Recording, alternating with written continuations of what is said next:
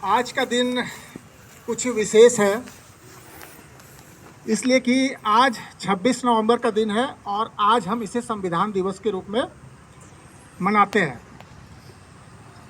आज ही के दिन 26 नवंबर 1949 को भारत की संविधान सभा ने हमारे संविधान को अंगीकृत किया था, अर्थात अपनाया था।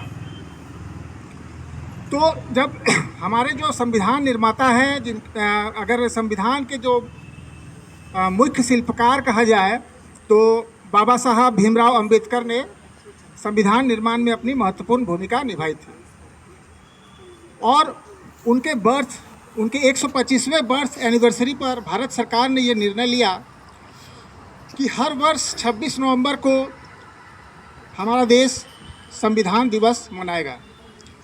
आज का दिन इसलिए भी विशेष है कि हम आज अपने संविधान को याद करते हैं, उसके मूल्यों को समझते हैं, उसके अनुपालन की हम लोग प्रयास करते हैं।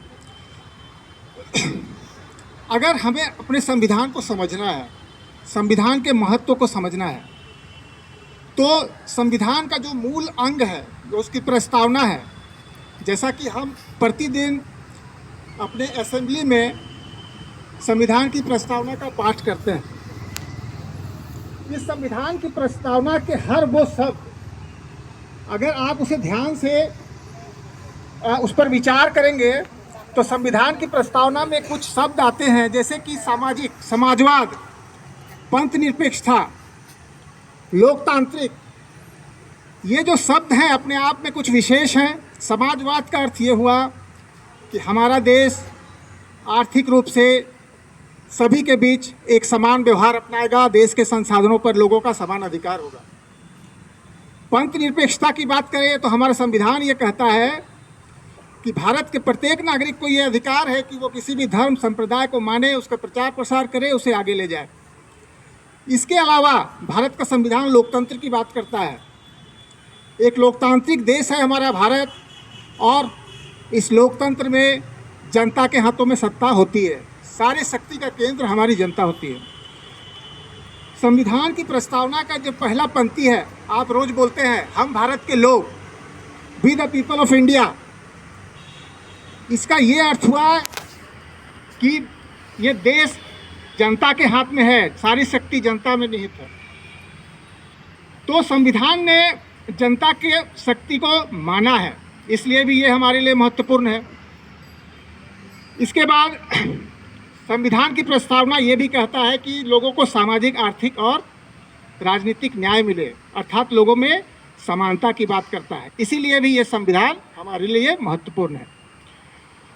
संविधान के द्वारा हमें मौलिक अधिकार प्रदान किए गए हैं। आपको पता है, हमने क्लासेस में भी डिस्कस किए हैं कि हमें मूलभूत 6 मौलिक अधिकार मिले हुए हैं।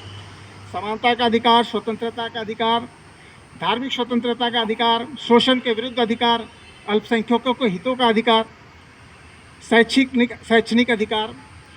तो ये जो अधिकार है संविधान ने हमें प्रदान किया है और ये हमें अपने जीवन को अपने अनुरूप जीने के लिए स्वतंत्रता प्रदान करते हैं।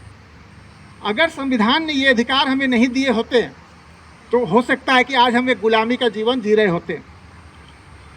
तो ये भी एक संविधान की खूबसूरती है। संविधान इसलिए भी हमारे लिए महत्वपूर्ण है कि ये हमारे मौलिक कर्तव्यों की हमें याद दिलाता है। एक नागरिक होने के नाते हमें कुल 11 मौलिक कर्तव्यों का अनुपालन करना होता है। आप अपने पाठ्य पुस्तकों के प्रथम पृष्ठ पर देखेंगे संविधान की प्रस्तावना और मौलिक कर्तव्यों का उल्लेख अवश्य रहता है। तो ये संविधान हमें ये भी सिखाता है कि एक नागरिक के होने के नाते हमारा कर्तव्य क्या है। ये हमें मौलिक अधिकार प्रदान करता है। साथ ही संविधान एक ऐसी कानून की पुस्तक है, एक ऐसी सर्वोच्च किताब है जो सरकार का भी दिशा निर्देश करता है। हमारी सरकार कैसी होगी, हम इस सरकार को कैसे चुनेंगे, हमारे सरकार की शक्तियों का विभाजन कैसे होगा। आप ये जानते हैं कि सरकार की सारी शक्तियों को सरकार के 3 अंगों में समान रूप से बांट दिया गया है और वो सरकार के 3 अंग है, कार्यपालिका, विधायिका और न्यायपालिका। तीनों अंग मिलकर देश पर शासन करते हैं, अपने अपने कर्तव्यों का निर्वहन करते हैं। तो संविधान एक इस तरह का दिशा निर्देश है जिसकी राह पर ये देश चलता है। अतः हम सभी नागरिकों का ये कर्तव्य है कि हम संविधान के आदर्शों का पालन करें, संविधान के हित के लिए काम करें और संविधान का सम्मान करें। हमारा संविधान हमारा स्वाभिमान है। आपको इस संविधान दिवस की बहुत बहुत शुभकामनाएं। धन्यवाद।